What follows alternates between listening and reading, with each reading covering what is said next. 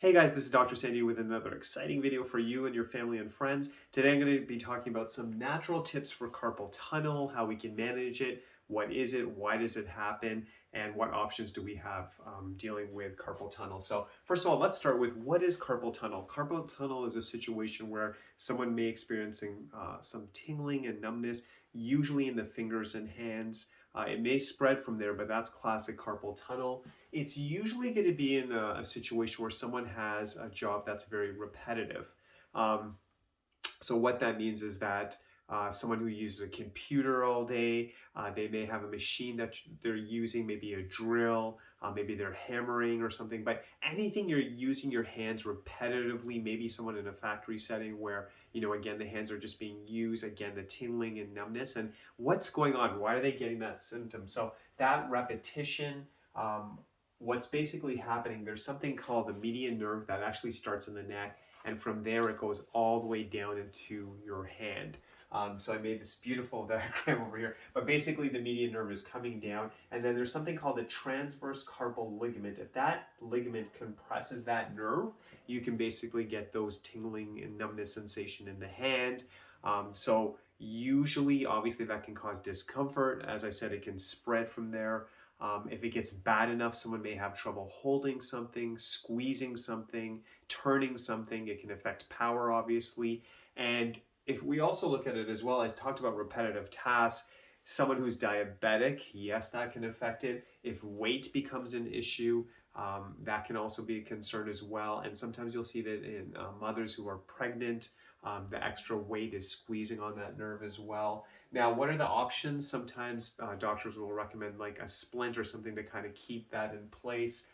They might recommend injections, obviously pain medications, things like that. Now, again, as I make this video, I'm a chiropractor, so our philosophy in chiropractic is always try to go natural.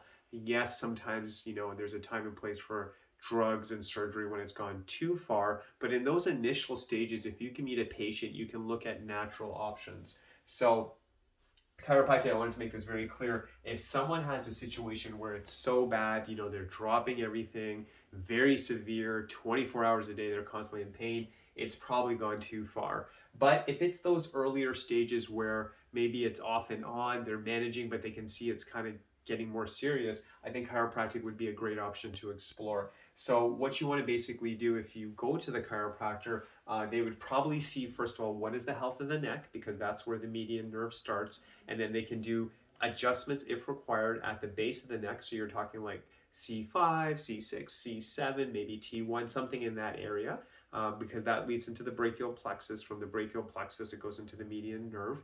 And then specifically, the chiropractor would be working on the wrist area, the hand area, just seeing if any of the joints need to be open, taking pressure off the nerve so obviously the body can heal and help with the tingling, the numbness sensation. I would recommend, if you are watching this and maybe you have symptoms or you just want to be proactive, as always, especially a lot of people are using computers, they're on their phones, they're on their laptops and things like that. So I would recommend every hour as a minimum, every hour, taking a break, getting up, just giving the arms and hands some rest. A tennis ball that you squeeze throughout the day would be also helpful. Some kind of ball, it doesn't matter, but I'm just saying tennis ball. But I wanted to leave you with some stretches. So some stretches for the hand.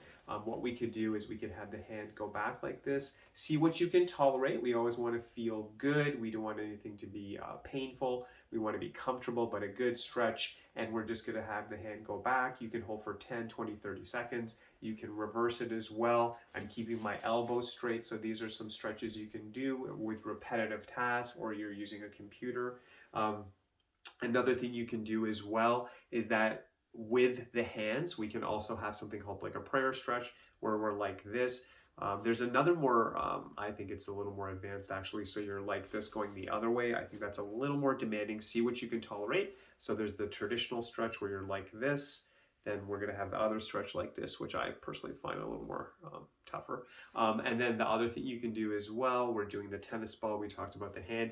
Then you want to remember the neck, because that's where the median nerve is coming from, which goes into the arms and hands. So again, we're usually like this, especially if we're on a computer. We want to have the head go back 10, 20, 30 seconds. I'm doing this standing. If you want to do it seated, whatever you're comfortable with, always feel safe when you do these things. I would also do rotation. Range of motion is a big thing in our clinic. We work with our patients. Better range of motion is better for nerve flow, for circulation. It prevents joint degeneration. So we want to have good range of motion. Simple exercise that you can even do at your desk, because I know sometimes you might get busy and there's no time, but easy stretches you can do. And then I really enjoy this one. Again, you want to be comfortable, 10, 20, 30 seconds. We're doing this very gently. I'm just gently pulling on my head over here. We're just opening up this area. My hand in the back is kind of going down. This is pulling the opposite way, and it's just such a great stretch. And again, the best time to do the stretches is when you don't even need them. You feel perfect. You feel like $1,000,000. That's when you should be stretching. If you're getting some early symptoms, obviously be proactive. And again, if you have any questions on carpal tunnel options, in those earlier stages, I think chiropractic is a fantastic option. You can contact another healthcare practitioner as well. But in those early stages, I think chiropractic can be powerful. Don't wait for it to get worse. And if you wait too long, the only option may be surgery, which, I think most people, they respect surgery, but if they can go natural, they would prefer that before doing something at that intensity. So hope this video helped. Wish you all the best. God bless you. Have a fantastic week as always. Dr. Sandy signing off as always. Thank you so much. God bless.